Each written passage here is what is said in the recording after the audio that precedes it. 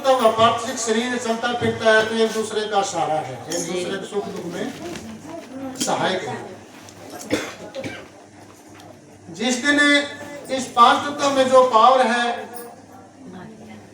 वो जिस दिन इससे निकल जाती है तो उस दिन इसका सारे काम ठप हो जाते हैं, इसका कोई साथी नहीं बनता। क्यों? अगर इसके साथियों में इसका दुख होगा तो इसका दाह संस्कार क्यों करते? इसका दाह संस्कार क्यों करते? जैसे हमारे को दुख होगा जो हम इसको अपना साथी समझते हैं तो इसका दाह संस्कार क्यों करते? इसका मतलब हमने इसका दुख नहीं था जब तो दाह संस्कार करे। अगर तो दुख होता तो दाह संस्कार तो ना करते। हमारा जैसा हम समझते तो इसका दाह संस्कार नहीं कराते हमने, मतलब क्योंकि जब तक ये हमारा था, जब तक ये बोल रहा था, जब तक संसार महान मास से इसका सिर था, जिस दिन मतलब इसका सिर टूट गया उसी दिन से हमारा इसका नाता टूट गया। तो कहने का भाव क्या है? देखो संगत बहुत बैठी है, गाने वाले बजाने वाले बहुत बैठे हैं। देखो इन वाणियों में जितनी भी वाणी गाई है सारी चेतावनी वाणी गाई है, कोई इनमें ज्यादा को गहराई वाली बात नहीं है, सिर्फ समझने वाली बात है, संगत की बात है। संगत कैसी है कि एक छोटी सी एक वाणी का एक मतलब कड़ी का उदाहरण दिया, ज्यादा समझ नहीं देते कि जैसे कहा कि सुन सुन मारी काया लाडली कुसंगत में जाओ मती, हर कई सातमा के दाग लगाओ मती।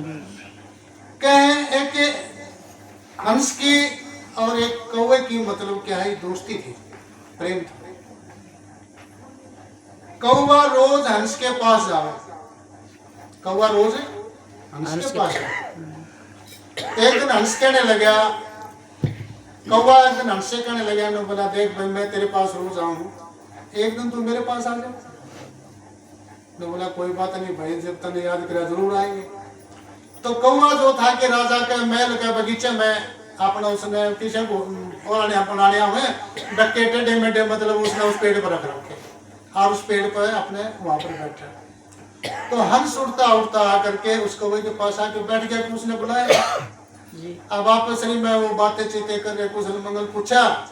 तो इतने में राजा था घूमता फिरता, वो भी उसी पेड़ के नीचे आके खड़ा हो। उसने भी पता नहीं था ऊपर क्या है क्या नहीं, वैसे अपना मन स्वभाव से खड़ा हो गया।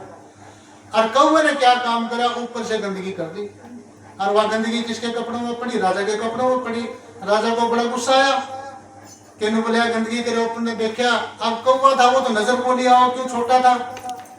अब वंश थोड़ा बड़ा था, सफेद था, लेकिन वंश उस राजा को नजर आया। तो राजा को बड़ा गुस्सा उठा, उसने अपना बाण मंगाया और ले आकर के उसके अपना हंस के छाती में मारा, और वो बाण लगते ही वो नीचे गिरा। तो हंस ने क्या बोला, राजा साहब या जो गंदगी करी है मैंने नहीं करी थी, या गंदगी करी थी इस कौवे ने। मेरा तो बाण जो है मतलब जो मेरा लगा है, मेरा तो सिर्फ इसकी संगत करके लगा। कहने का भाव क्या है कि अच्छे महापुरुषों की संगत करोगे तो जीवन अच्छा व्यतीत हो जाएगा, और ऐसे संग लोगों की संगत करोगे तो ये नुकसान तो करेगा वो, पाप करेगा वो, और भुगतना पड़ेगा। तो कहने का भाव है ज्यादा थोड़ी समय देते क्योंकि संगत बहुत बैठी है, सभी से अपना थोड़ा थोड़ा सभी से सुनेंगे। बहुत श्री सतगुरुदेव महाराज की जय हो।